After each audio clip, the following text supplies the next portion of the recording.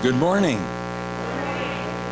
My name is Bob Gordon. I'm a dedicated member of this congregation. Please take your seats and turn off your cell phones all the way off so as not to interfere with our marvelous sound system, which is pretty good today. And take this opportunity to greet each other.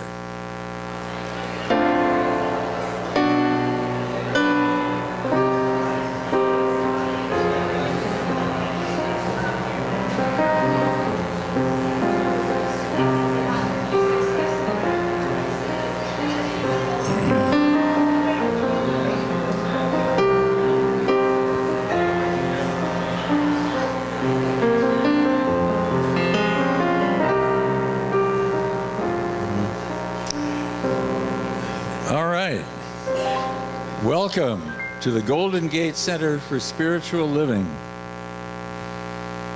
We honor you wherever you are on your spiritual path and know that there is something very special for each and every one of you this morning. This week I happened to get a copy of the August issue of Science of Mind magazine, and the daily guides are by David Gauld, who is the senior minister at the Spiritual Living Center in Atlanta, and he always has something very significant to say. And as I opened the guides, the very first quote is something that really grabbed me, and it's by Mahatma Gandhi, and the application is fairly obvious. And the quote is, "I will not let anyone walk through my mind with their dirty feet."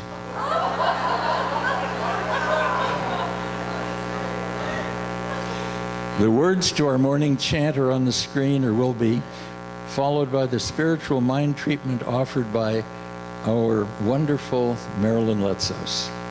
Thank you.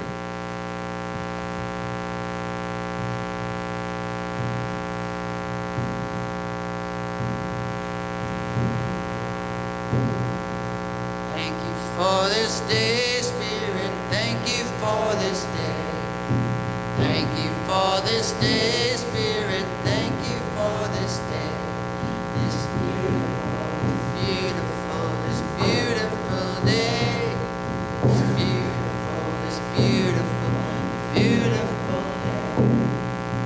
Thank you for my health, Spirit, thank you for my health.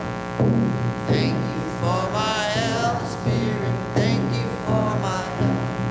My radiant health. My radiant health.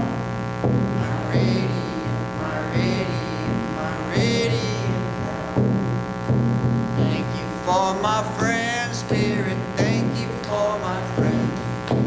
Thank you for my friend, Spirit, thank you for my friend. My wonderful friends. My wonderful.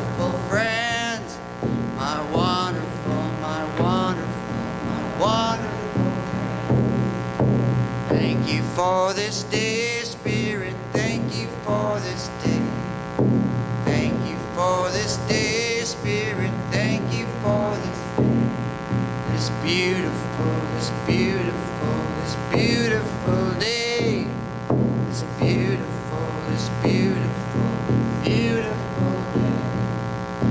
beautiful, beautiful day. This beautiful day.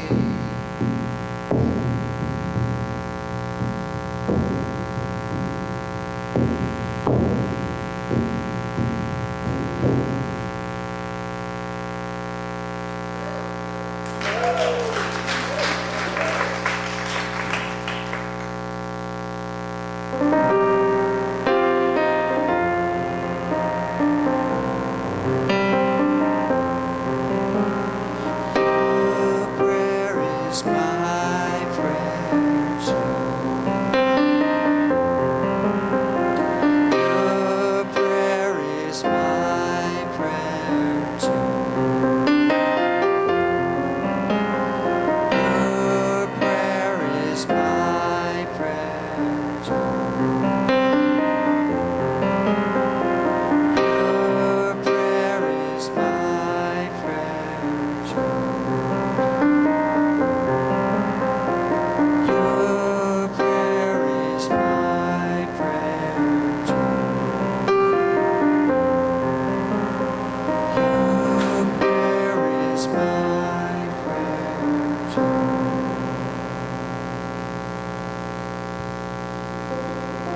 I invite you to come with me now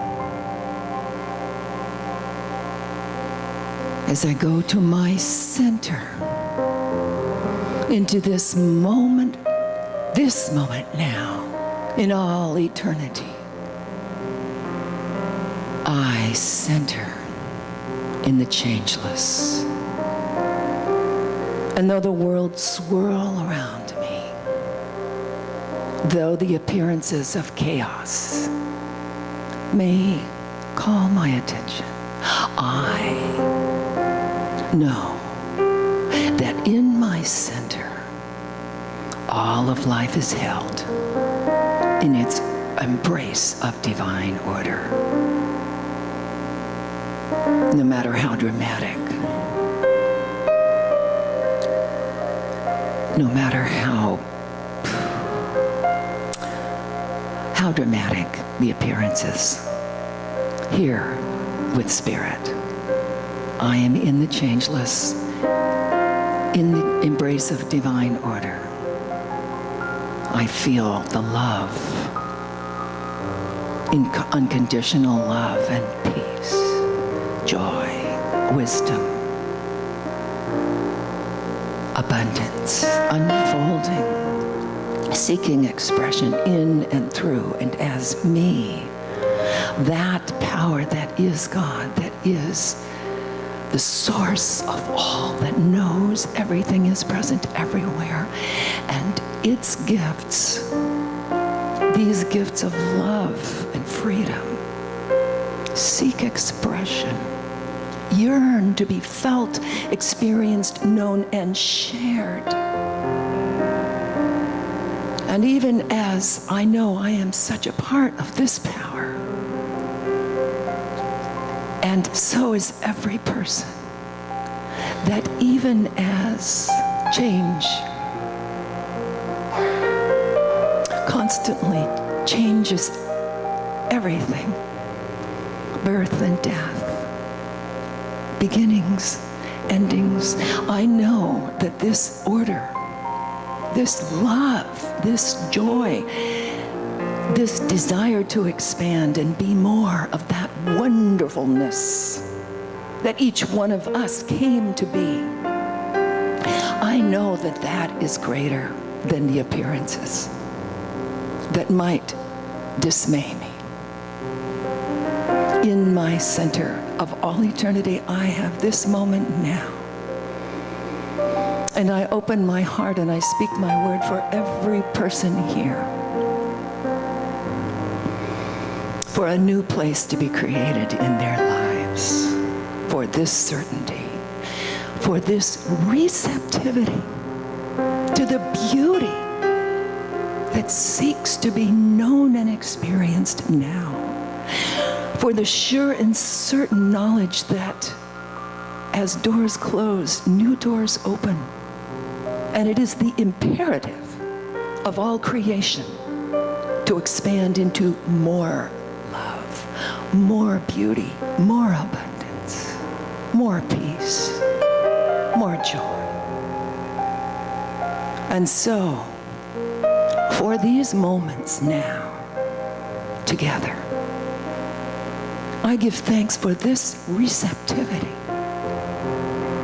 that in this time, new revelations await each one, that the gifts they came to receive that are calling in their heart are awaiting them through the words and the wisdom of our beloved Reverend Karyl. Oh, I give thanks for this feast of love and infinite possibility. And I release this word now as it is already taking place. So be it, and so it is. Amen.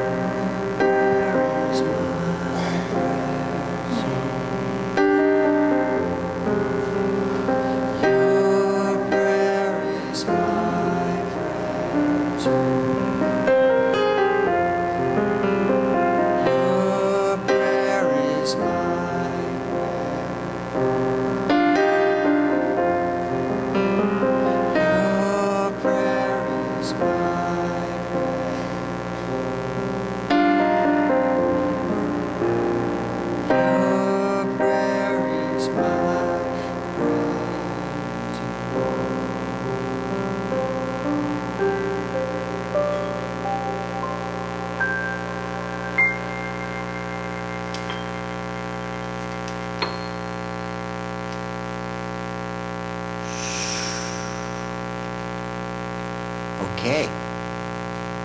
Come on up. We have the special treat today with our own Now Choir.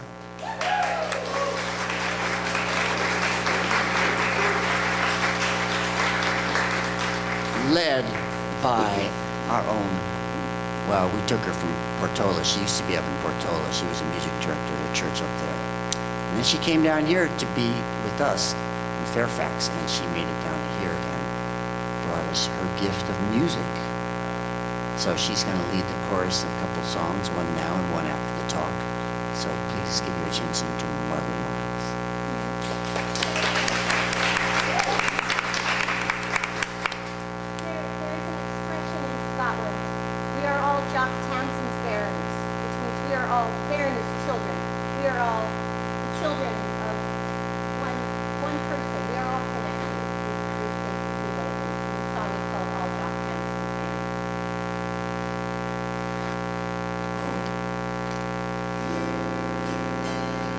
Put a light in the window, your brother's coming home. Set a meal on the table, your brother's coming home. He'll be tired and weary after all these years alone. He's coming home, your brother's coming home. Take the chain from the door, your sister's coming home. Open wide your arms, your sister's coming home. Don't leave her standing there after all the pain she's known. She's coming home, your sister's coming home. Coming home to a place they've never been. Coming home to a land they've never seen. Coming home to a family they have never known. All Jock Tamson's parents are coming home. He's been angry and afraid, your father's coming home. He's been hounded and betrayed, your father's coming home. And with every act of kindness, a seed of hope is sown. He's coming home, your father's coming home. Coming home to a place they've never been. Coming home to a land they've never seen. Coming home to a family they have never known. All Jock Tamson's bairns are coming home. Bring her in from the cold, your mother's coming home. Sit her down by the fire, your mother's coming home. Make her warm, make her welcome, before the chance is gone. She's coming home, your mother's coming home. Coming home to a place they've never been. Coming home to a land they've never seen. Coming home to a family they have never known. All Jock Tamson's parents are coming home. From Iraq and Zimbabwe, your family's coming home. And from Turkey and Somalia, your family's coming home. Seeking rest and refuge that they have never known, they're coming home. Your family's coming home. Coming home to a place they've never been. Coming home to a land they've never seen. Coming home to a family they have never known. All Jock Tamson's parents are coming home. Coming home to a place they've never been. Coming home to a land they've never seen. coming home to a family they have never known. Old Jock Tamson's hands are coming home.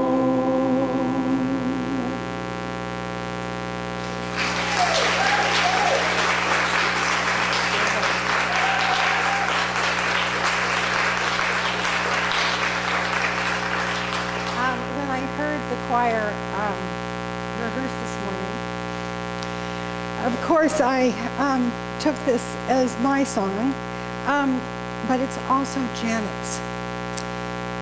For those of you who are not familiar with our community, we have a precious practitioner, Janet Ryan, who is very near going home and just having a little hard time. And so I wrote another stanza for Janet. They're going to sing it now. And you can sing with us too, please. Sing on the chorus. Prepare the table, our Janet's coming home. Open wide your arms, our Janet's coming home. She's ready and willing after much good life. She's coming home, our Janet's coming home. Coming home to a place she's always been. Coming home to a land she's always seen. Coming home to a family she has always known. Old Jock Tamson's hands are coming home.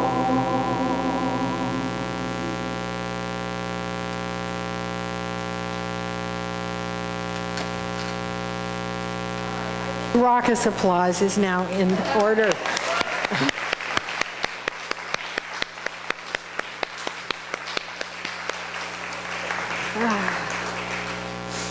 All righty then. My darlings, welcome to Sunday. And a special welcome for any of you who are here for the first time or back after a long time. We have some people here from the membership team, and they have some packets for anyone who would like more information about our community. And so in the packets is a little blue card, and if you would fill it out for us and take it back to the membership table, I'm pointing to it right now, you will get this present just for giving us that blue card and allowing us to put you into our database. You will not be inundated with anything you don't like, and if you are, you can unsubscribe. But anyway, we're very happy to have you here. Anyone here for the first time or back after a long time? There's one back there, there's one there, one in the back, couple in the back. Hi. All righty. So this is the theme for our whole year, 100 years of science of mind. So although we've had this denomination for only 100 years, the philosophy that it teaches is perennial. Every wisdom tradition has taught what we teach. That's the way we see it, actually. And so the idea that is inherent in all of the mystery teachings, I mean, where everyone in every wisdom tradition is directed, is to the realization that they're already whole. And that means that they don't lack anything. They don't have to add anything to this precious inner life that each one of us is. In fact, mostly what we need to do is take away so that our natural radiance shows through, because we were created by that infinite presence, God, Goddess, all there is, whatever you call it, perfect, really perfect. And we took on these things that give us pain. But the theme for July, within this yearly theme of 100 Years of Science of Mind, is revealing wholeness. How do we reveal that we are that perfect, whole, and complete individual on the inside. And not only that, how do we reveal it, but how do we feel it? Because first of all, we have to feel it in order to reveal it. So I want to direct your attention to the altar because, and I'm going to refer back to the altar a few times in my talk because there's some pieces here that I want to reveal a little bit at a time. But what this altar, which is a Susanne DuBois masterpiece, reveals is wholeness. I mean, have you ever seen a boy peacock with his feathers like strutting around? I mean, if there is anything that knows that it is perfect, whole, and complete, it is a boy peacock. And so there it is all over the place. It's the manifestation of perfection. So I was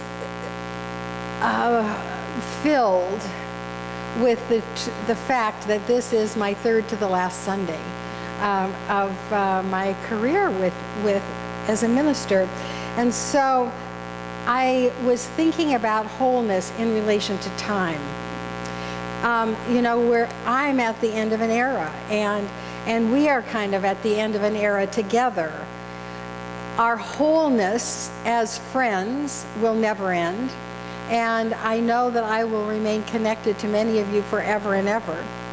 But I thought a lot about time, and time is absolutely so malleable, isn't it? That it just feels like it zips along or that it drags. You know, not too long ago, many of us just got back from this wonderful, wonderful trip that we had in France. And there's a time that happens on every trip that when it's about 2 days in, it's about 2 days into the trip, and you look at each other and you say, haven't we been here for a month? Because there was so much newness that it just filled the time, and it feels like it's big and long. And another thing that felt big and long is being with our Janet, because at the end of a life, there's nothing to do but watch them breathe. And it feels like time is very, very long. The days are long. And then I look at photographs of the time when I was starting out here. When I was starting out here, I had a 4-year-old. I had a 4-year-old baby girl who's now living down the road in San Anselmo, and she's the manager of a winery, you know. What an amazing thing. And it seems like a blink ago, you know. So time is it's weird. It goes like this. So it must be very, very important for all of us because we all have these similar experiences, right? And so it must be of spiritual significance if all of us experience it the same way and place meaning on it. So I thought about that. So I want to talk about the ways that we can use time spiritually. And I want to start in the negative, actually. And this is unsatisfactory experiences of time. So when we go through these unsatisfactory experiences of time, I want the spiritual component is that these are subject to choice. When we experience this, it's not something that just, you know, pounces on us. It is our way of choosing to spend our time. It is what we call consciousness in this spiritual philosophy. It's what we think about, how we hold it, how we feel about how we think about it, and we create habits in consciousness. And these are some of the ways that we use time unsatisfactorily. We get bored, we get overwhelmed, we get hurried, and we get worried.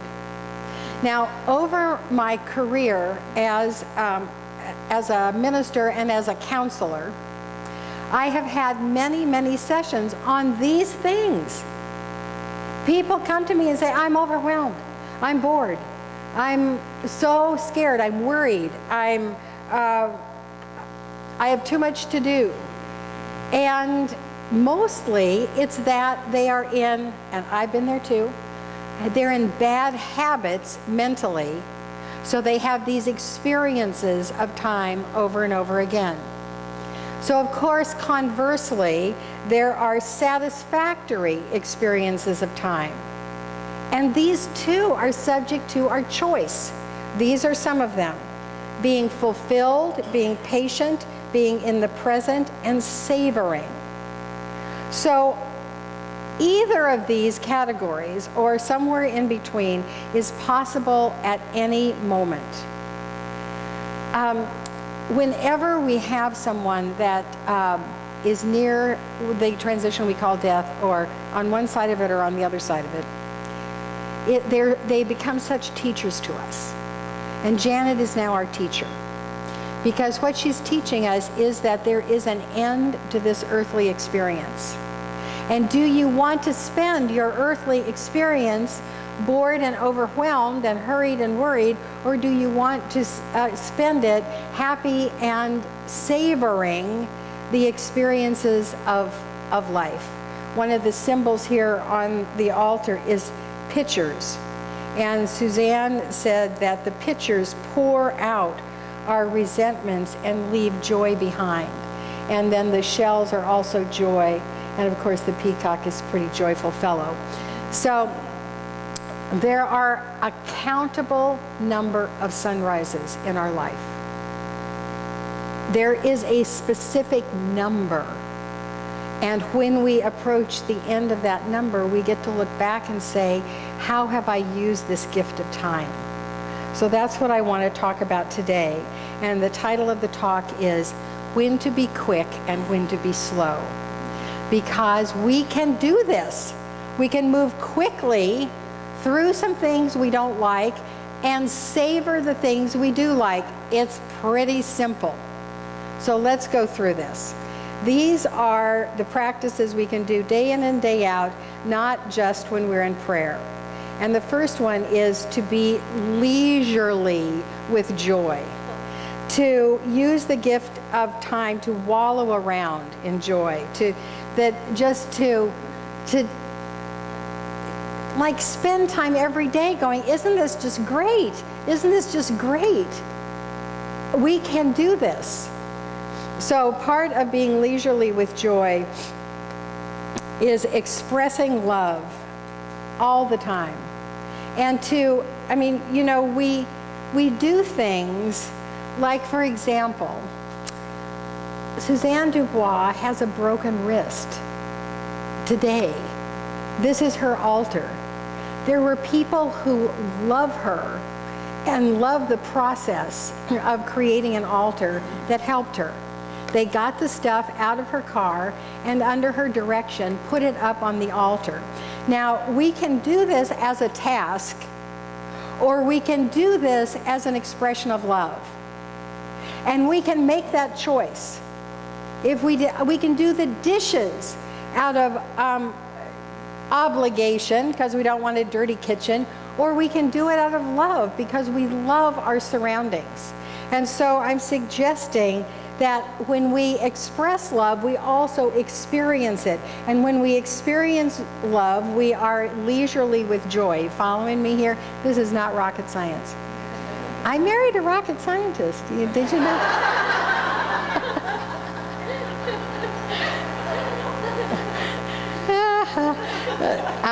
Next is soak in gratitude. You know, many of us have gratitude practices at the end of the day where we just go through the day and think about what was a blessing that day. What a great way to wallow around in love. Just do that, and it's so easy, and it's so good to go to sleep with that instead of the lists. Nah with the lists. Just go with what you're grateful for. Enjoy connections. So, for Mother's Day, my son gave us a gift certificate to a really nice restaurant in Santa Rosa. So we went out to dinner, and it was an Italian restaurant, and we were starving. And so we, mopped our plates. So when the waiter took the plates up, he said, "Doggy bag?" and so we played with him for a little while, after. It was so cheeky, and so funny. And we had a real connection with him. And how many times have you been out to dinner? You don't even know if it's a man or a woman serving you. You just don't make that connection. But it was such a sweet little thing that was love. It was love. Savor communication. And that means, take time with conversations. We have so much weird social media now that, and you realize you're not having a conversation on social media, right? It's face to face, looking at your beloved, having a conversation, and so all of these things here: express love, soak in gratitude, enjoy connections, savor communication. It might feel like if that were the main thing in your life, how would you ever get anything done? Because you were just like wallowing around and in love. And what about work? Because a lot of us are still working. So what I thought about is, when you're working at your good work, and this is what I want to say, live your life purpose. When you are working in your good work, even though you are very focused and on it, and maybe left brain and all these other things I've shared are right brain things, heart things, but boy, you are on your task and you are in your groove and you are given your gift and you are shining in your profession. That is living in joy.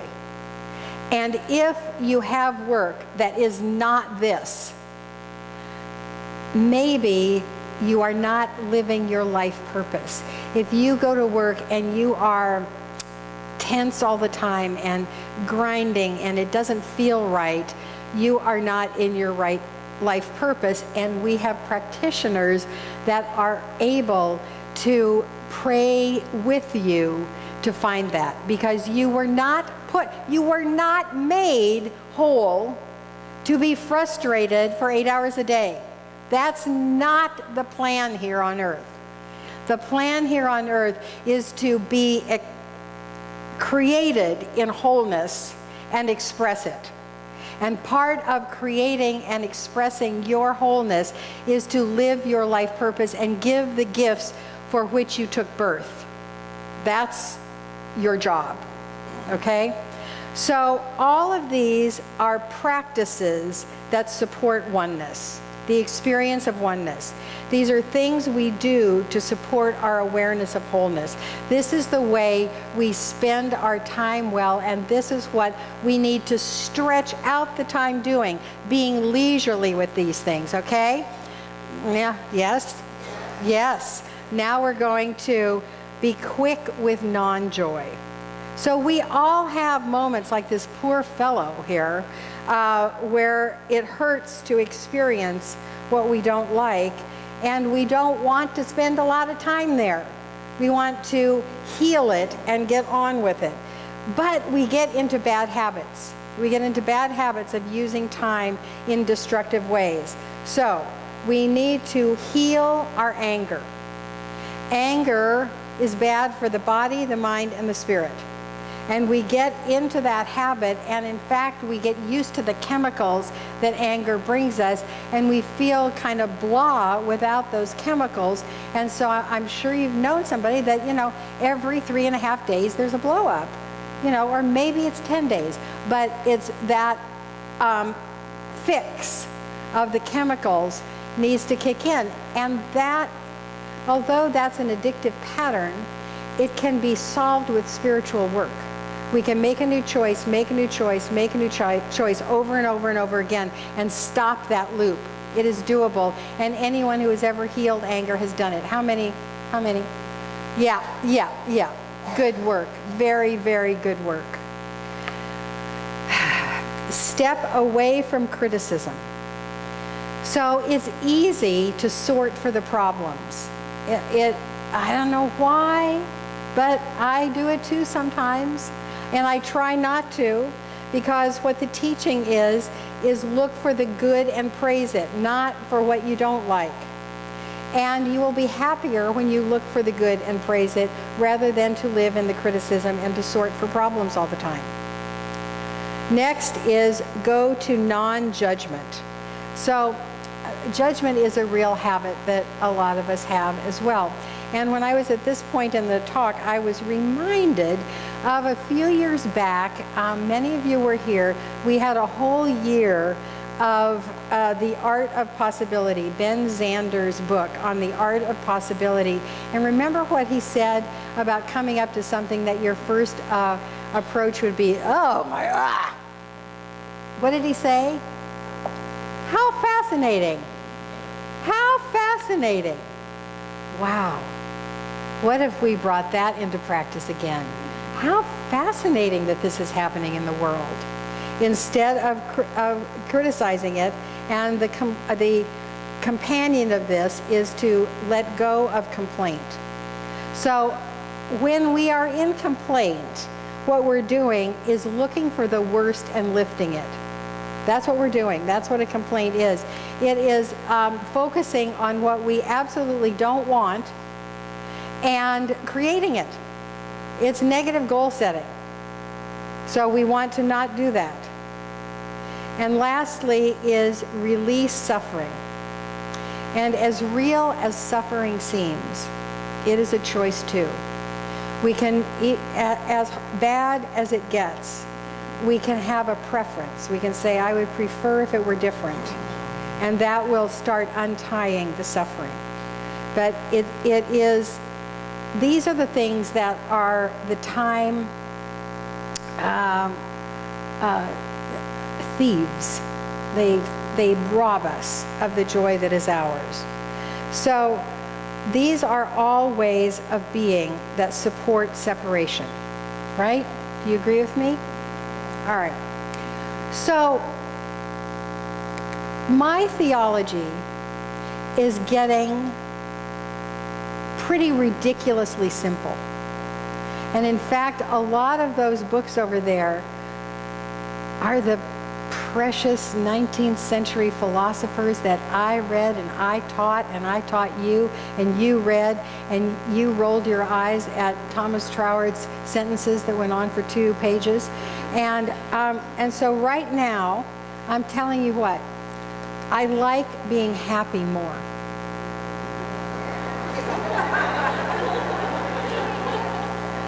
That is my spiritual philosophy. I like being happy more. I like being connected and in gratitude and in love, and I don't like being angry or sad. I don't like it. So when I got to this place in the talk, I remembered a best friend, a best friend that tells you what you really need to hear. This was a best friend that I had in my mid-20s. In my mid-20s, there were a few things that characterized me. I was a pretty happy-go-lucky person. I was either teaching high school or I was starting out in the book business in my second career. And I wanted my mate. And my best friend had married her beloved that she met, right out of college, and they were happy. And so she sat me down and she said, Karyl, you might find more serious men if you were just a little more serious. You look kind of silly sometimes. Your giddiness it belies your depth, So you might want to show that depth more. Well, I remembered that moment, and my whole life got telescoped into this moment now, and I am here to tell you that I am gloriously on this other side of concentrated depth. I have gone to concentrated depth, and I am back here at silliness, saying,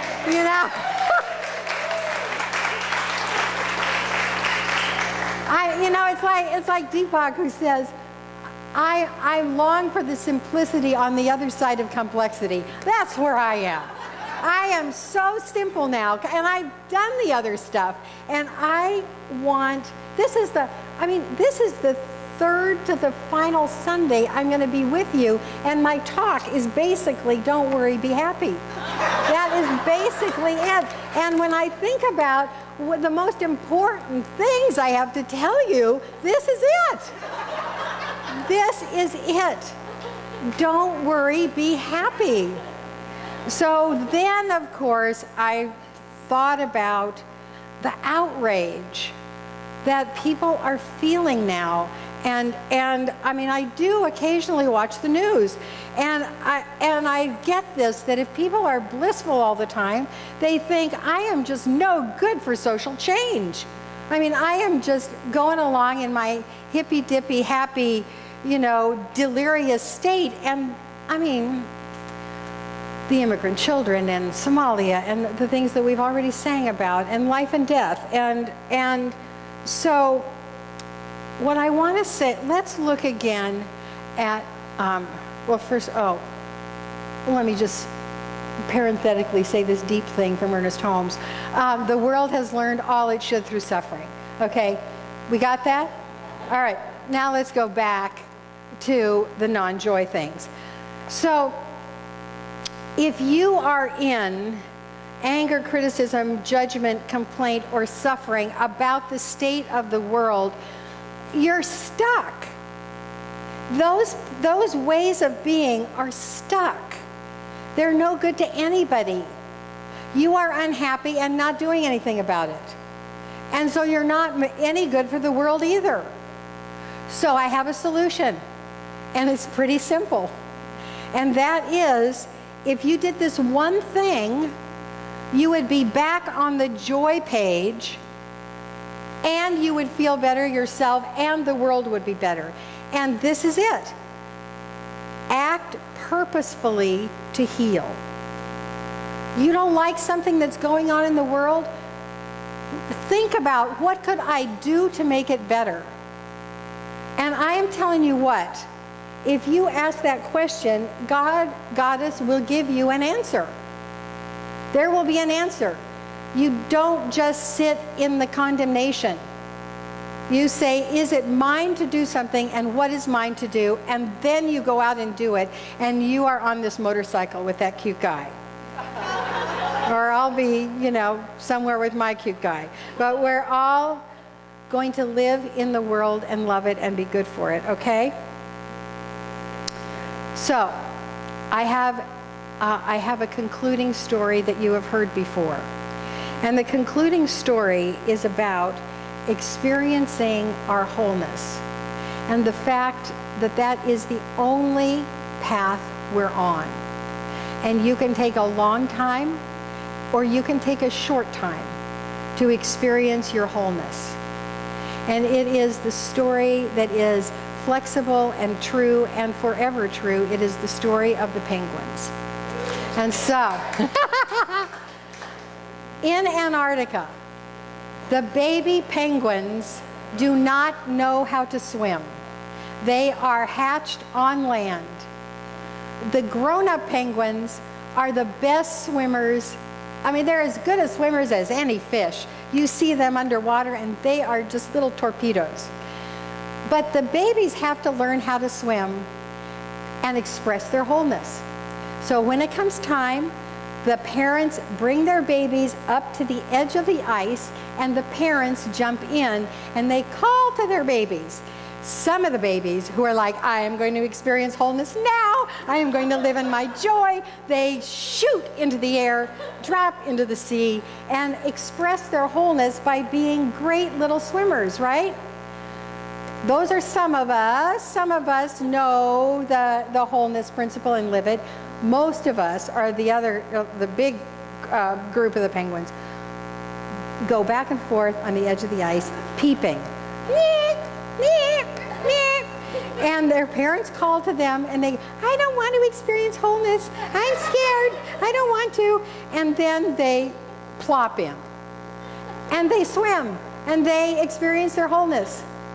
There are some baby penguins that are too scared to do this, and they stay up there on the ledge peeping. But the universe will not stand for the experience of less than wholeness. And so the tide comes in and sweeps the babies into the sea, and everybody goes swimming and experiences their wholeness. I know. Now let me tell that story quickly again about Janet and about anyone you have ever been with that passes. Everybody goes into the light, which is the radiant sea. Some of them, when they realize that the end is near, they shoot into eternity. It's like you were speaking to them one day, they were having mashed potatoes, and the next day, they're gone. They have leapt into eternity. Then there are a lot of us that want to say goodbye to our peeps and want to forgive and want to be forgiven and want to, and that, I think that's where Janet is, wanting to communicate every last bit of communication because we don't know about the lit sea, and then we plop in. And I believe we are not only home, but we are everywhere, and we have access to all of our people still. And then there are people, and I've had these people in my family that are too scared. Their primary directive says no heroic methods. And when it gets to the end, you know, give me the machine, give me the shot, give me anything to stay in this body that doesn't work. But honeys, you know that doesn't work. We all go. And actually, when you think about it, we all go right on time. Of us here right now, they'll be the next. Someone of us will be the next. And that's true of any group that you're ever in. So more better to know that leaping into the sea, leaping through the doorway of light, is what we all want to do when it's our time.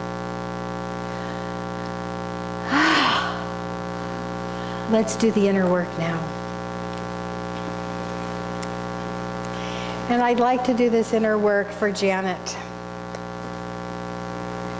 And you can include anyone else in your life that you know is near the doorway, either one side or the other. And thank you, practitioners, for surrounding the room and blessing us as we make a cauldron of light right here in this beautiful place. There is a doorway. There is a doorway that is filled with light. On the other side of the doorway are hands that are holding out to us when it is our time. And right now they're holding out to Janet. And there are hands on this side that are passing our beloved girl hand over hand over hand, closer and closer to the light. And we see the back of her now. We see the back of her as she heads through the light. And just before that light envelops her, she turns around and waves and has that big smile as she walks into the light. This is what is waiting for all of us. This is the doorway that will take us home. And so in the meantime, I claim that each one of us uses the gift of time on this side to the very best advantage. Don't worry, be happy. Do all of those practices that spend your time well, and hurry through those times where anger and sadness seem to overtake. The light is always present. So with this great, great blessing, this simple, simple and great blessing, I declare this to be true and send it on its way. And so it is. Amen.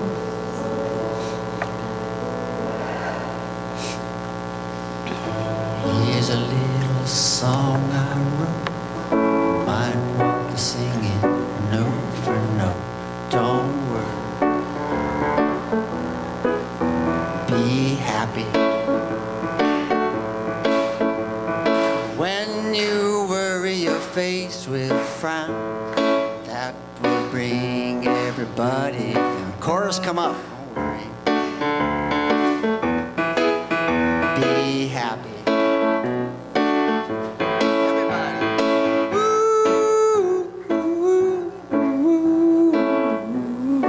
Don't worry, be happy.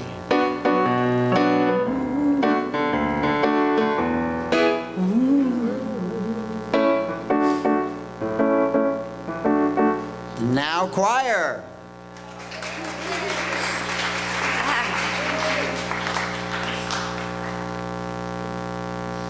It's like a contest. Caroline, who can make the other one cry right before we have Okay.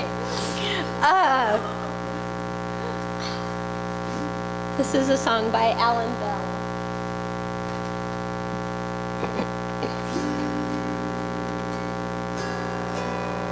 When first we met, we were only strangers, and we did not know we'd become such friends.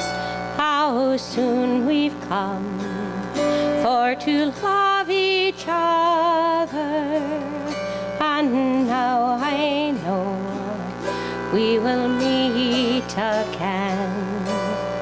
So here's to you and our time together. I'll share with you a parting glass, and I'll bid adieu with some smiles and laughter. Our time apart will be short and past. We've talked of dreams and of new tomorrows, of yesterday and its dark despair. We've had our share of love and sorrow, and now we part as friends who care. So here's to you and our time together. I'll share with you a parting glass, and I'll bid adieu with some smiles and laughter. Our time apart will be short and past.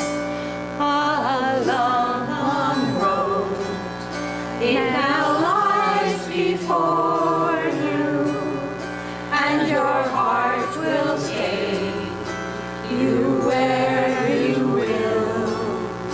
But through the valleys and over mountains, we will not forget, but remember you still. So here's to you and our time together. I will share with you a parting glass, and I'll bid adieu with some smiles and laughter. Our time apart will be short and past.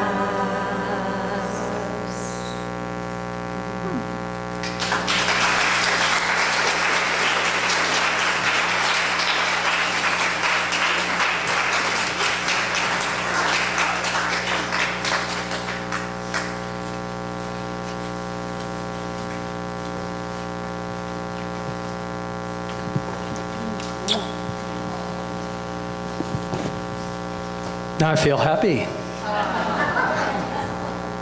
Would the ushers please come forward? I'd like to be in gratitude, and I want to thank Reverend Karyl for reminding me to not be so grim. And to Margaret for all her work in the choir. Thank you, choir.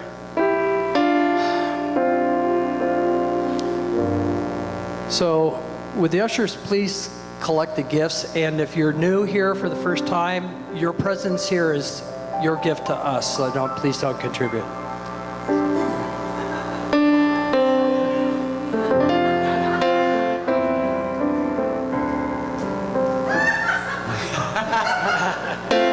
May we learn to live in love. May we learn to forgive every day.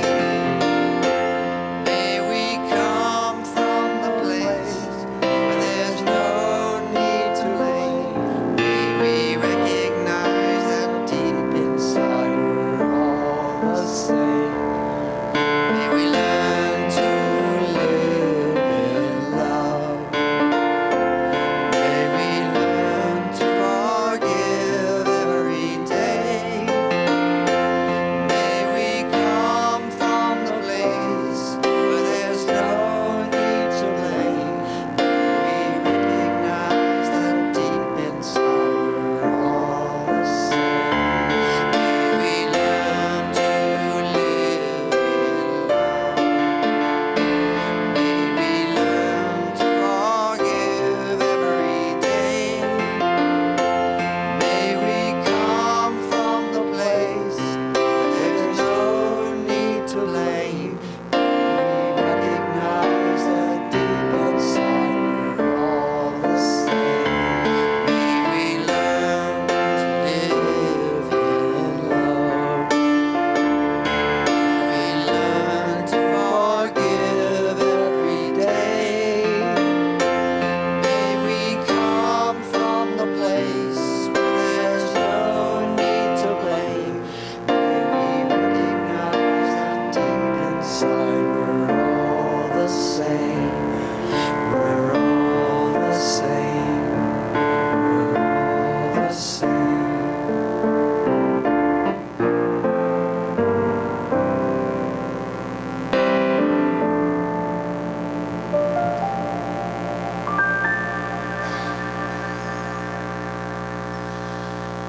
And together we say, "This gift I give is God in action. I now send it forth to bless and to prosper. I know that everywhere it goes, it is creating a world living in love, one heart and one thought at a time." And so it is.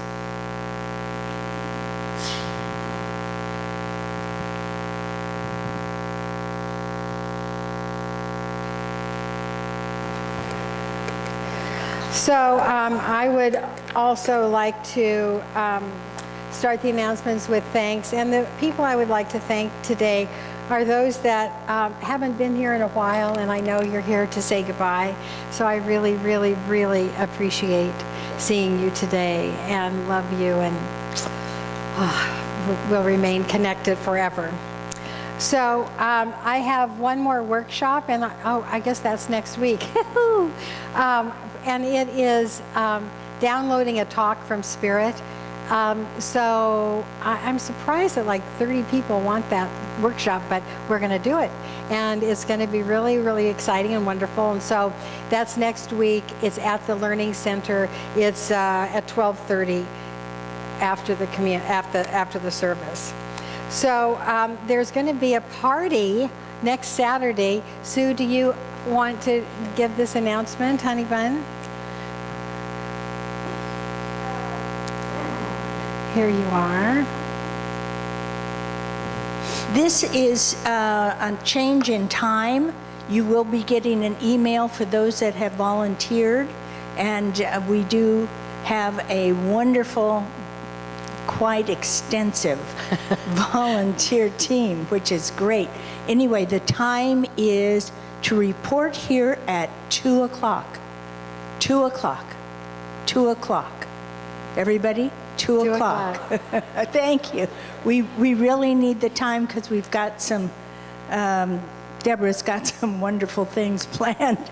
The other thing is be sure to bring your clothes to change into because you won't be having time to go home. And don't forget, this is a soiree cocktail party. So we're not having dinner, but we're having very heavy, wonderful hors d'oeuvres. And why is that fun? I say something funny. And I think the RSVPs, if you haven't, are they back on that table, guys? I don't know. Oh, Jay just said they are. Okay. So everybody, please sign up because we are having it catered. Okay? Thank you. Oh my gosh. My last announcement. Oh no, well you'll carry on, I'm sure.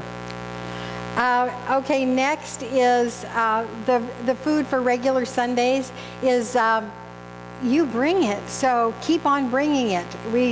Everybody loves to eat it, and if you haven't brought food in a while, just go to Costco or something and pick up some goodies. And of course, Steve loves it to be healthy, so fresh, French cheese, that kind of thing. And if you have your birthday around this time, our little crab people, if you would like your present from your spiritual community, you just come over to the practitioner table and fill out the spiritual checkup sheet, and then you can call any of those practitioners on the back and have a session for your birthday. Women's Spirit Rising is coming up September 12th to the 16th. I know it's going to be a fantastic program. There are flyers at the back there, and you can register online. And one thing that I forgot to tell you about the workshop business and all that when it was about me, my items, the books and the altar items are still looking for, well, actually, so many went home with you. But if you still would like a memento of this time together, there are some altar items and a lot of candle items and a lot of books that you can take home with you. And Paul does not want to load them back in the truck. No, no, no. And he has a new rule. The rule is if you touch it, you take it. Okay. But finally, look at this, everybody.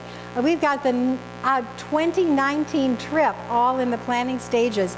So this time next year, well, actually, it'll be the second half of June, we're going to Greece. And not only the mainland of Greece, but Mykonos, Santorini, Crete, and Malta. And so it's going to be a fantastic trip. The flyer is in the back, and you can put your name down if you are interested or if you are probably coming. And I know that there are some people here that are already probably coming. So with that, my blessing for the community is to not worry and be happy, which is easy when Spirit guides your way. Now, if you would all stand for the affirmation and closing song. Right up here. I live my divine life and spend my sacred time in joy. This is the worthy use of the gift of time.